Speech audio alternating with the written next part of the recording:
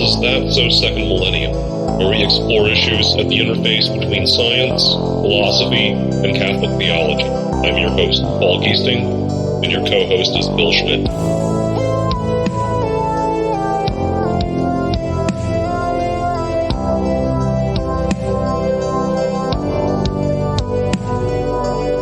This is episode 134 of That So Second Millennium. In this episode, Bill and I refer to a conversation that he had with David Seitz, who is a long-time professed member of the Secular Franciscan Order. He holds an MA in theology from Sacred Heart Seminary in Detroit. He's written a book called Come Let Us Worship, Reflections on the Words and Prayers of the Mass. He produces podcasts, videos, blogs, and speaks publicly offering reflections for spiritual growth based on the life and works of St. Francis of Assisi. You can find him and his work at townministries.com and on YouTube and elsewhere. Look for his nickname, Franciscan Dave. My co-host, Bill Schmidt, who's also a secular Franciscan, appeared on his podcast, and therefore I wanted to have a conversation with Bill about that. Their conversation, which was intriguing, and I definitely recommend you look that up as well. We discussed in our conversation whether missionaries and scientists are also journalists, according to Bill's definition that he offers to Dave. We also discussed more about the spiritual value of seeking and spreading truth. So here is our conversation, and again, I strongly recommend you look up Franciscan Dave and find Bill's conversation with him there. So yeah, it was a fascinating conversation that you had with Dave, and there were some points I wanted to pull out. And certainly we'd recommend people go back to the original podcast, go to the Franciscan Dave podcast, and check out his other work as well, because it's an intriguing venue that he's got going there. I think the episode before yours was one about the nuns, right? That's right. Yeah. And as a Franciscan, you have to specify that it's not N-U-N, it's N-O-N-E. Exactly. The Catholic world is a major pun that we all have to kind of clamor over when we bring up that subject. But yeah. That's right. We're all learning a whole new set of words and concepts about our religious discussions as much as our political and social discussions. Although what's nice about the religious discussions is that there actually is supposed to be a logic and a set of definitions underlying them, whereas I don't know if that's true about politics anymore. Right. Yeah. Right? Yeah. The will to power, that's sort of what we have in politics these days. Indeed. But at least it's not, we're not to the point where we're, taking the czar to a house in Yekaterinburg and shooting him in the middle of the night yet. No, that's right. But we should be grateful for that, I think, sometimes. But, exactly. And I think it is largely, well, to some degree, it is a product of the national profit, certain members of the national profit-driven, ratings-driven media that are probably making some of this seem larger and more urgent and more disastrous than it is. Well, it's just that I think we have to be careful about the media over at the national level overblowing the urgency and the demonization and all of the worst aspects of today's politics for the sake of ratings, etc. When most Americans still are, thank God, living a relatively rational life rooted in their local communities. Sure. And that's one thing that the politicians who have spent their entire life in New York and Washington, or perhaps California, right? Yeah, they're always going to be surprised by the folks in the middle of the country and in the South, and also I think there is hope. Klinger types. Exactly. That's how or at least maybe that's how they see them. But yes. Yeah.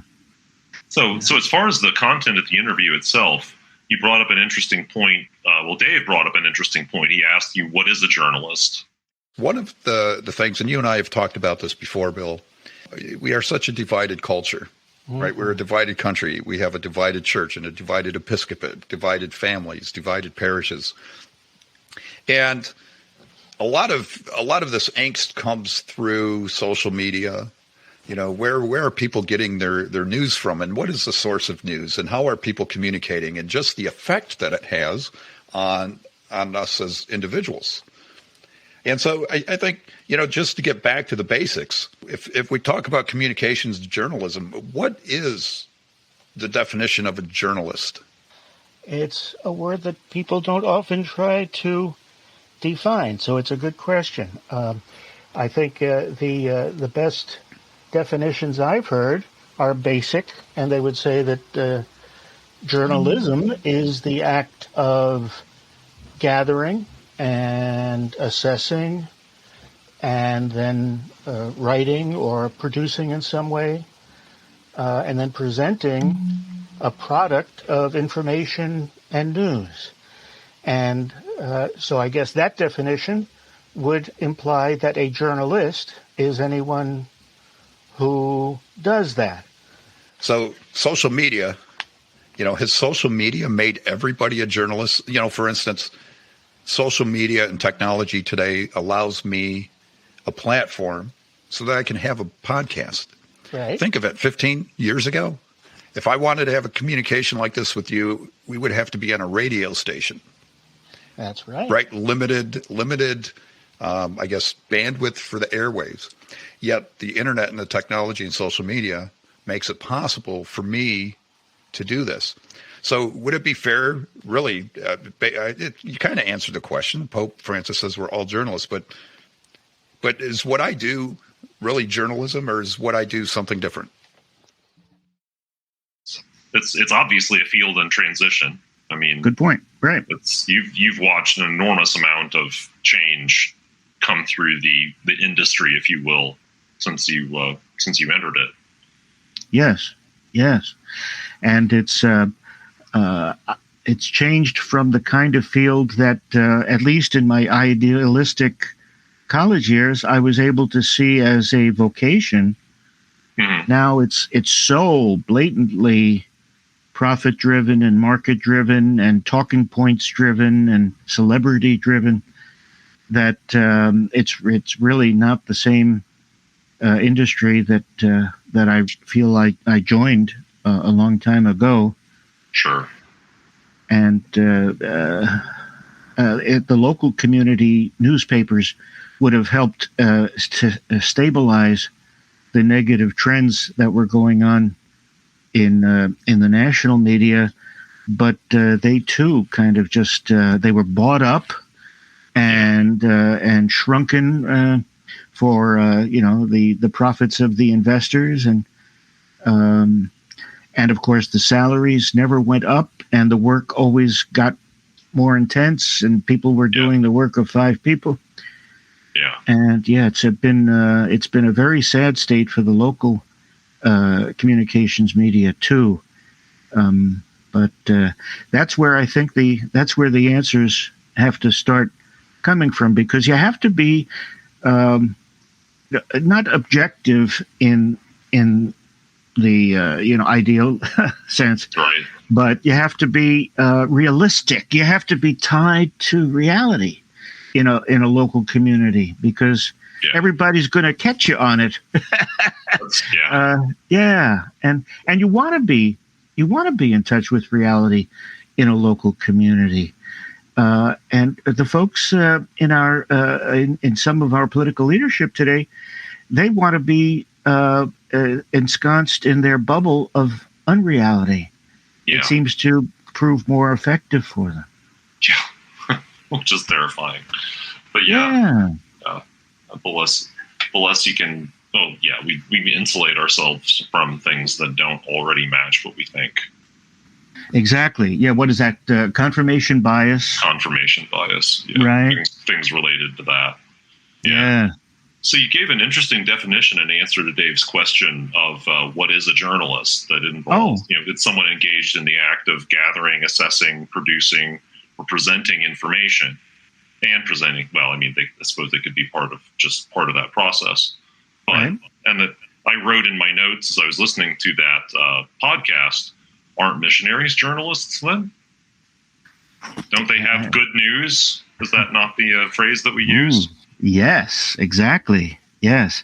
Yeah, part of defining a journalist is not just the process, but what kind of content is coming out the other end, right? Right. If it's the good news, then the journalist and missionary are kind of more synonymous.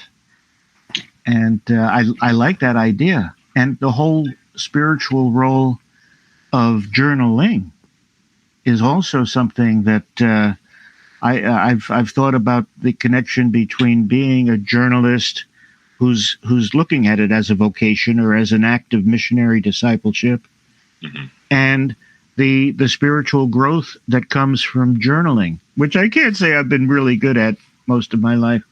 Right. But either. It's obviously a good act of kind of building your self-awareness and realizing reality. So in your definition there, if you're assessing and then producing and presenting, at least to yourself, the content of your journal, like, what has God showed me today? What have I seen today from that perspective in particular? Yes. Yeah. And that's what the objective style of journalism that has now been fading at least aspired to, I think, in recent decades.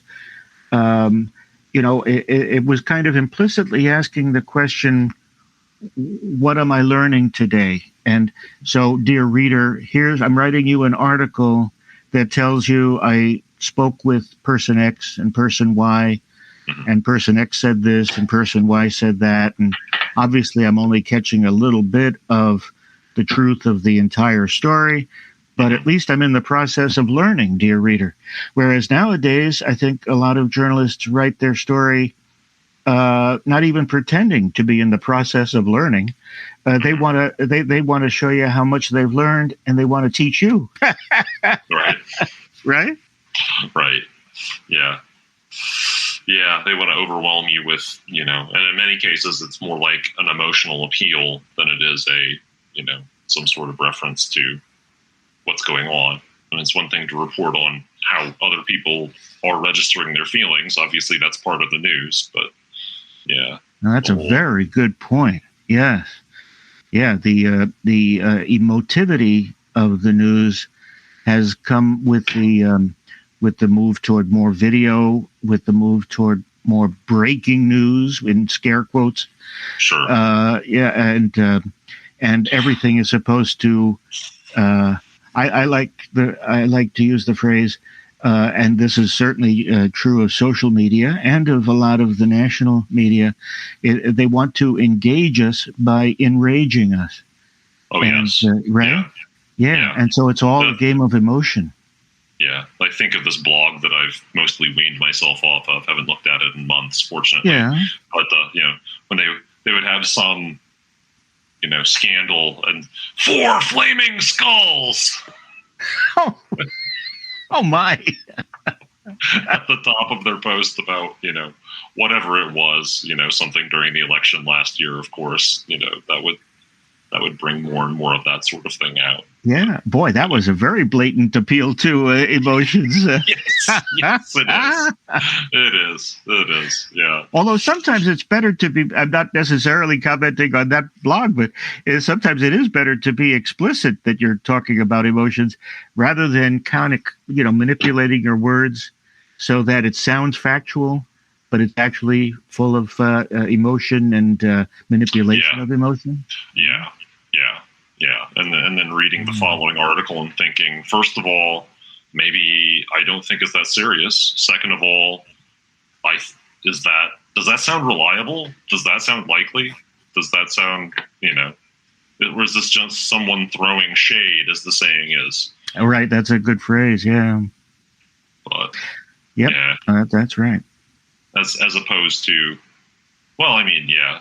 So that was another part that you talked about. So Dave brought up a quote by G.K. Chesterton, who of course was a journalist, commonly thought of as. I mean, I think of him as an essayist as much as anything. I mean, he wrote a lot of opinion pieces, as we would call them today. I don't know if they use that he term hardly back ever wrote about what we would call breaking news or hard news. Yeah. I look at that and you bring out this quote from Chesterton, where he said, you quote Chesterton as saying that journalism is the art of pretending to know. So do you think that's an accurate depiction of what a lot of people are doing in journalism today? So we get these headlines, you get these bits. When headlines hurt, it's titillating, right? They throw out a catchy phrase that gets you to click on the link or to read the article, but it's shallow oftentimes, right? They're not diving deeper. So is journalism today just pretending to know something? Well, yes, it is. And in that sense, you might say that sometimes it's propagandistic, or it's disinformation, or other things that are just generally manipulative. But I don't think that's the way Chesterton meant it. First of all, a lot of the press of his day was more opinion-based journalism than objectivity-based journalism. In fact, the newspaper that he himself ran was a journal of opinion. But he basically wanted to say, let's face it, folks, life is much more complicated. The facts of the situation are much more complicated. People are more complex than we can find out as we write an article or as we read an article. The story is always kind of richer and fuller than it first appears.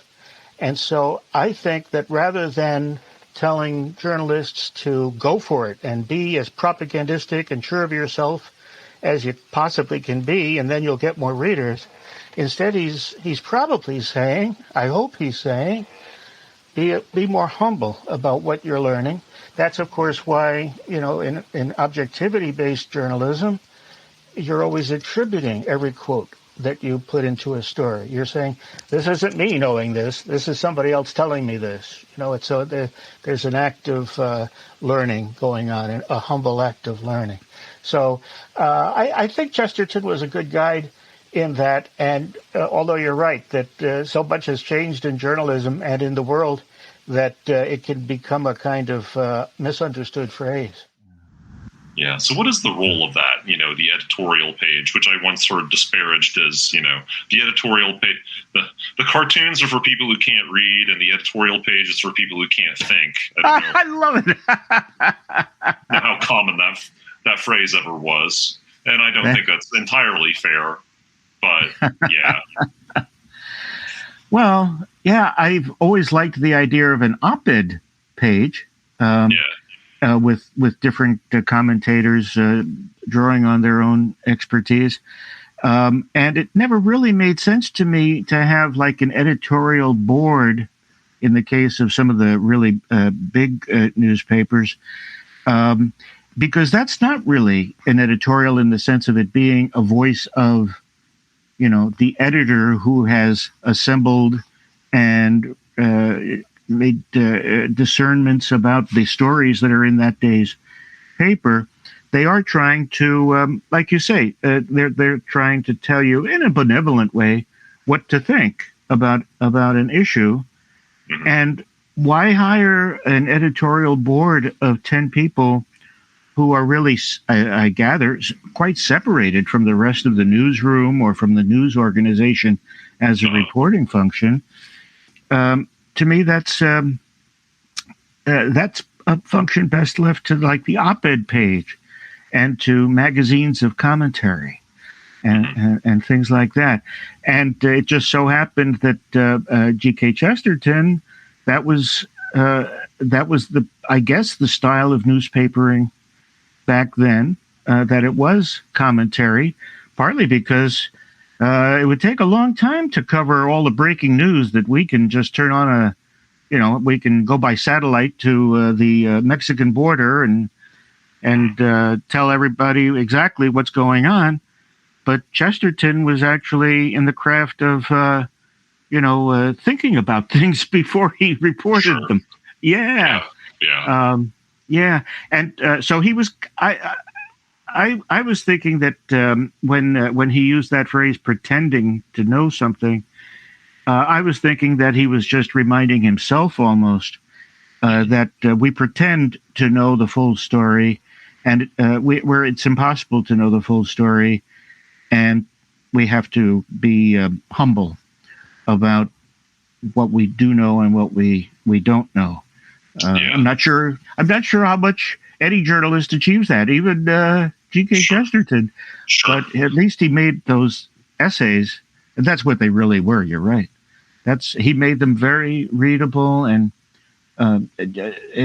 compelling, and he cared about the truth. That shone through. Yeah. Well, I mean, he was a person who had been on a journey himself and had been drawn by the truth that he encountered from one thing, from one place to another throughout over the course of his life. That's right. Yeah. That's the whole point. Are we letting the outside world, and this is where I, as a scientist, see parallels as well. Because I mean, if I sit there and think about it, the act of gathering, assessing, producing, and presenting an information product, well, then when I'm functioning as a research scientist, I'm a journalist as well. That's a very interesting point. And don't they they use the term scientific journals? Right? Well, that's very true. Yeah, that's the fundamental. That's a product of research. Yeah, it's the fundamental. It's the news of what someone has found today, what someone has. Exactly. And when it's things about, I mean, then there are of course current events. Whether it be climate or whether it be volcanoes or whether it be, astronomical events. There's news in science. I mean, even when it's very research. Oh yeah. Something that most of us only hear about as it's been, little bits of it that researchers have, produced, and then someone has noticed and spread it out to the broader public. But that's right. And one of the neat things about scientific journals at their best is not just the fresh research that's coming out as, in a sense, news, but also the extensive footnoting and, tracing back to prior studies that, in a sense, really validate the new studies. And journalists get away with not needing to do that. I mean, news journalists, News journalists, whatever you call them. Refer back to and as you see, I mean, refer back to, my colleague's story on September 17th, or God forbid, my competing newspaper's story on October 11th. Right.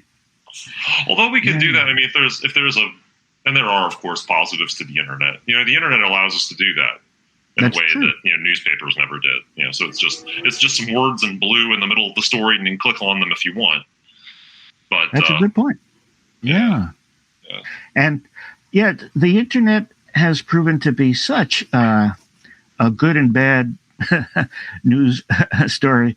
I think a lot of people have been overwhelmed by just the inundation, the fire hose of information and data that's being created and distributed every day. And they almost have given up, and they really just want to absorb more of what they understand already, and which often comes to mean the opinions that they have already.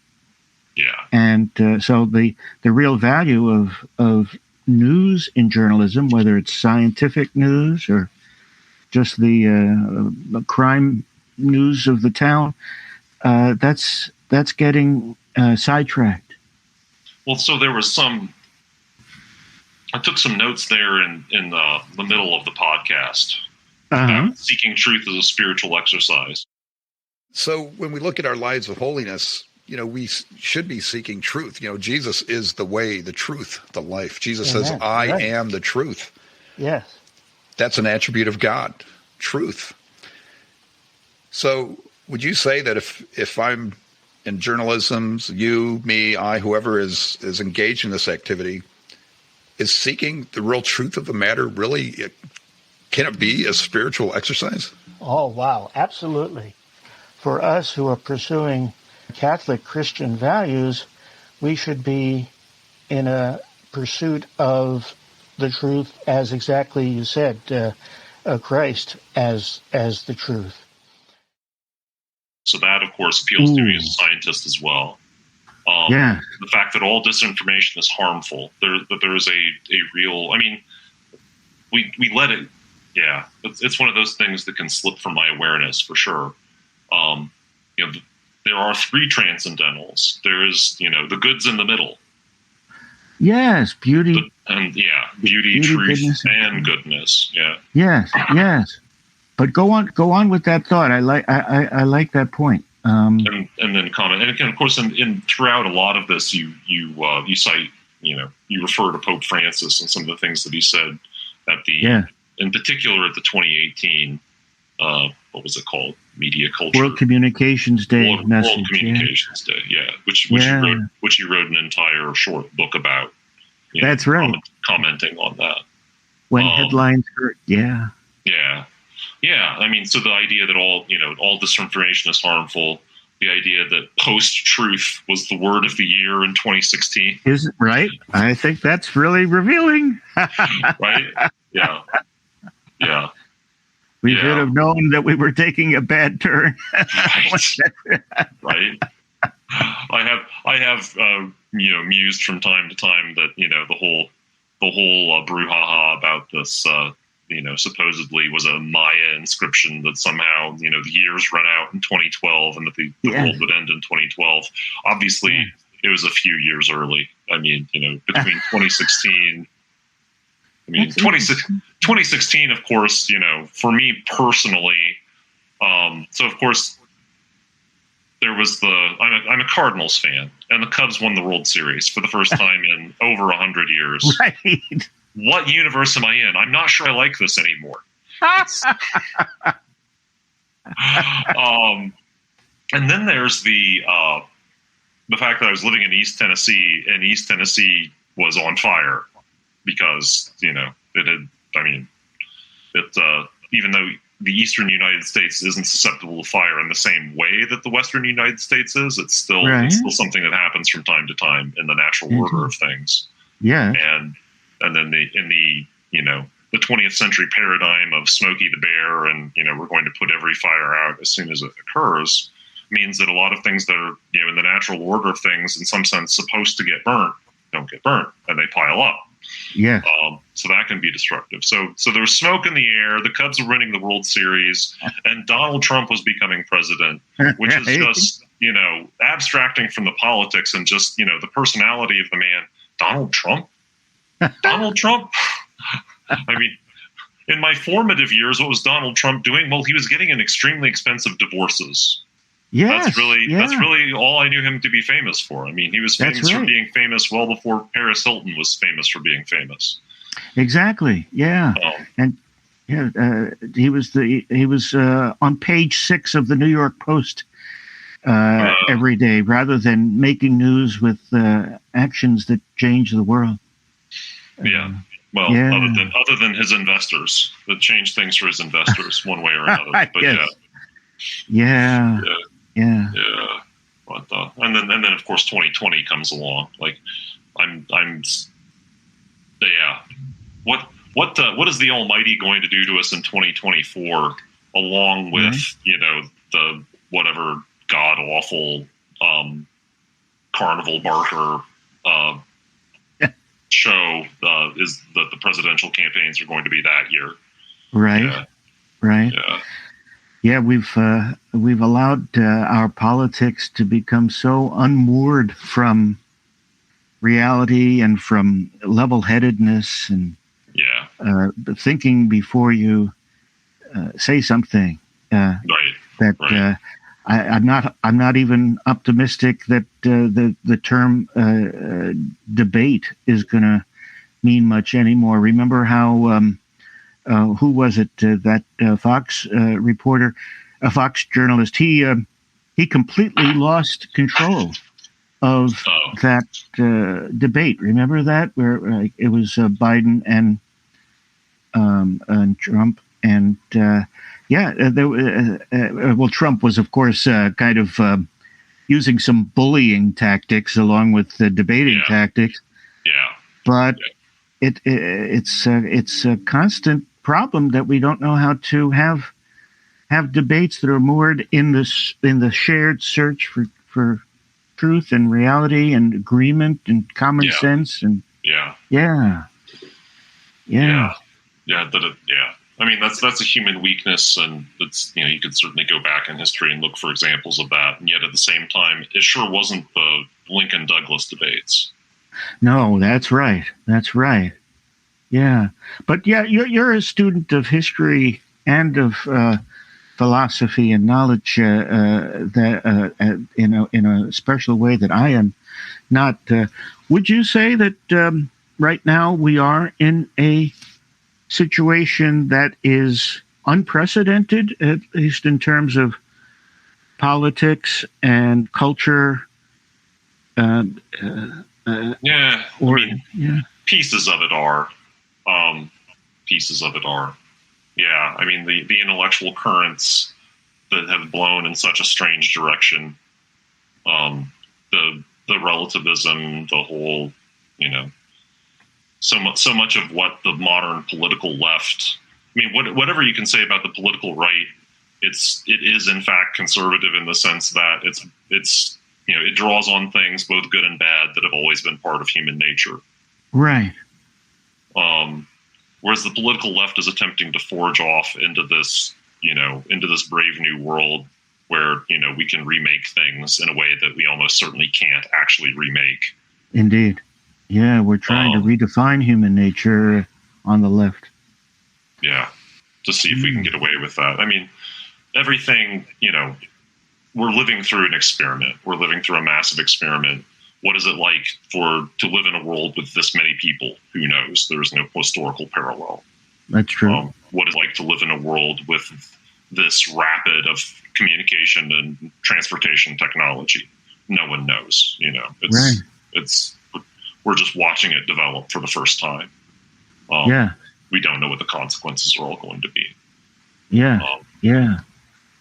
And isn't it interesting that amidst all of this newness and change, that pretty consistently America has turned to older people, Biden and Trump, for instance. Oh, that was Pelosi. Mm-hmm. Yeah. That's fascinating.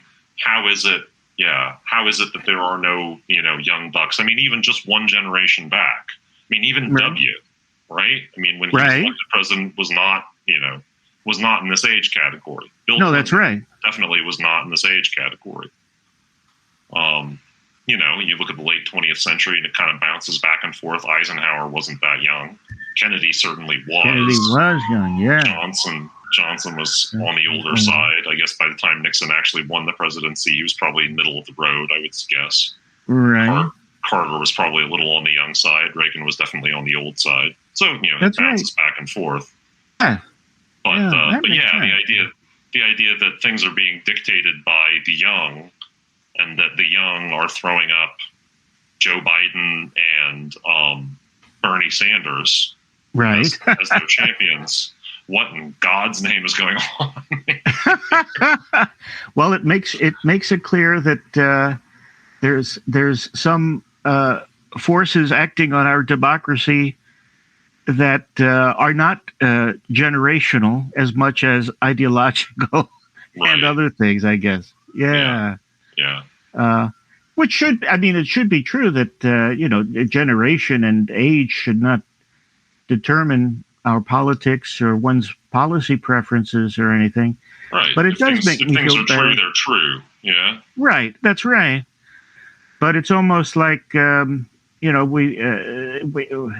been told that, this wisdom comes automatically with age, and we can't really justify that anymore. Although at the same time, my impression of the business world, et cetera, is that for various financial reasons and other reasons, the business world is kind of purposely shedding a lot of its most experienced people and turning to the young maybe not for their wisdom, maybe for their creativity and new insights. I hope so. But it's also sometimes just to fill a seat in a corporation at the lowest possible cost. And extract 60 hours a week of work from them until they burn out. Right. Yeah. So, all of those metrics of wisdom and all of those things have been set aside. Yeah. Yeah. To the point where, gosh, was it in the meritocracy trap where, the author comments in passing about, companies paying women to freeze their eggs for later so that they can get pregnant after they've, basically spent their entire 20s and 30s working 60 and 70 hours a week without time for children or anything like that. Wow. Yeah. I mean, it wasn't said in quite that many words, but that's pretty close to what seemed to be the goal there. That's, the social engineering that we believe we're capable of. And that's not entirely new, but gosh. And to have such faith in our ability to engineer the future is so scary. Chesterton had a good line about how when you come to a sign that says on your travels on a roadway, and you come to a sign, "Do not enter" or "Stop here." Before you tear that down, you better find out why it was put there. Yeah. Yeah, I've read that. I forget which piece that's in, but Right? Yeah. Yeah. And so we've forgotten how to say no to any technological advancement and to understand why some things are good and some things are bad. It's like a blind faith. Would you say it's a blind faith in science as well as a blind faith in technology? It's almost a blind faith in progress, right? Yeah. That science and technology are subsidiary pieces of this blind faith that we're forging off into this new future where we're throwing out all of these terrible old ideas that, every previous misogynistic, racist, blah, blah, blah, unjust, exploitative, imperialist century before us, the people held back then because we're so much better than they are. Right. And we're just going to keep, I remember in, my women's studies class at the turn of the century reading some essay from the 60s about, women must point out, all these elements of the patriarchy and then they must tear it down. Gosh. Society is like an airplane. Like, it's like a boat. We can at least use the metaphor of a boat. We kind of need the boat. We need the boat. Need a boat to be intact. If we want to build a new boat separately from us, if we can get the resources from somewhere, maybe that would be good. But we need that new boat before we destroy the old boat. Well said. Yes. Yeah. No, and even in how-to books in the business world, et cetera, for years, that idea of the disruptor, right, was kind of that was the hero, and indeed, to some degree, Trump was voted in because he would be a disruptor of the swamp or of the Washington that people had grown so disillusioned with. Yeah. But you can't be a total disruptor because you still need that boat, like you say. Yeah. Yeah. You need a very clear plan. And of course, once you start implementing it, the plan will obviously change. But, you need some direction that you're going when you start, trying to change things. And some sense that it will actually work. Some sort of actual reason beyond your wishing it so. Right. Yes. And that's why people would behave this way, like Marxism. If only people would behave this way, Marxism would be great. Such a great system. The quote that I read in the book by the CIA guy about the plot to assassinate the Pope. Communism would be such a great system if only there weren't actual people, and in particular, communism would be great in Poland if only there weren't any Poles. Oh my! Yeah, we want to believe, or a lot of folks want to believe in the simplest ideas and the simplest ways to get to the simplest goals. Yeah. And they're totally forgetting the complexity of human nature. Yeah. And of everything, of life. And it's funny. I always think of that line.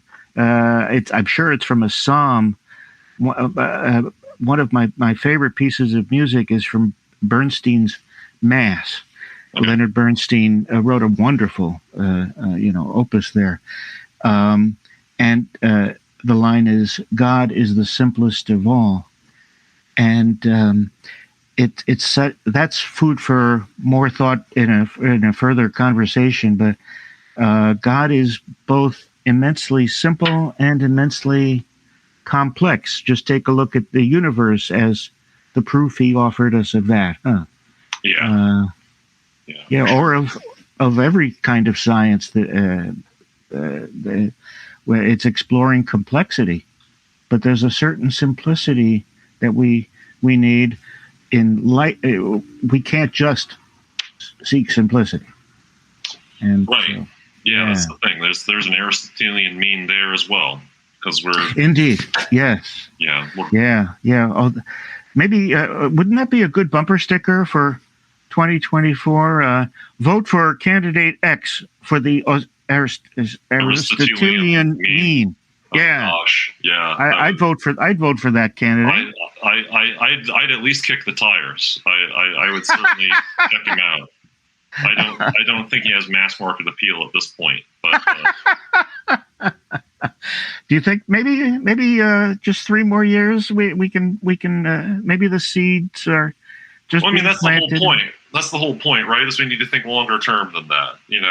Well, that's right. 2024 is going to be, if you'll pardon my French, dear listeners, it's going to be the shit show that it's going to be at this point. Indeed. But 2028 could be better, and 2032 could be better than that. That's right. And, I mean, all the years in between, because there are things that matter beyond presidential elections. That's another important thing to remember. Right. But since those, do focus the insanity of our time so profoundly. Yeah. We need to. Yeah. What does society have to be? How does society need to be different? And how do I do something concrete about it? Right. Certainly talking about it and communicating about it is one thing, but there's action you need to take. That was another point that you guys made in your discussion, is that sometimes action is what's needed. That's right. Instead of speaking. Yes. And that was a Franciscan point, wasn't it? The idea of preach always, when necessary, use words. That sometimes action is the best way to preach. Yeah. And also the idea that sometimes silence is a very good learning aid. For sure. Just plain old silence for reflection. Yeah. And it sounds like that's something that's going on at Wyoming Catholic College. There's a value to silence and to reflection. Yeah, absolutely. That's pretty good. Students time and space to do that. I think that's neat. Yeah. Well, should we plan for a future conversation? There's still several lines there at the end that I think we could start another conversation about. Yeah, really. So the whole business about my truth. There's a whole conversation that I don't think we have time for today. No, that's that. Right. Yes, right. Relativism, the tyranny of relativism. Yeah, people hold on to their truth so much that they don't want any other truth. Yeah. Well, there's another side to it as well. There are other sides to it that I think get lost in the, we just sort of scream at each other, from both sides, from one side or the other, the relativist and the, what do you want to say? Absolutist is a terrible term, but nothing else is coming to mind at the time. The realist, let's say the realist camp. But for today, I think we better pack it in there. So definitely, dear listeners, go and check out the Franciscan Dave podcast. And yes, indeed. Dave's and I know that he also blogs and has other content at a site that's called Tau Ministries. Okay. And so Google that, dear listener, and It's TAU Ministries, based on what we often call the Franciscan cross, the T-shaped cross. And Dave is doing an awful lot of good stuff for spiritual growth in a Franciscan mode of life. So I appreciated being on his program and recommend it to others. Thank you for joining me on using that as a launching point for conversation. Absolutely. Sounds great. Yeah. Thanks for listening to this episode of That's So Second Millennium. TSSM's audio producer is Morgan Burkhart. Our theme music, Igneous Grok, was composed and performed by Vin Marquardt. For my co-host Bill Schmidt, I'm Paul Giesting. Until next time.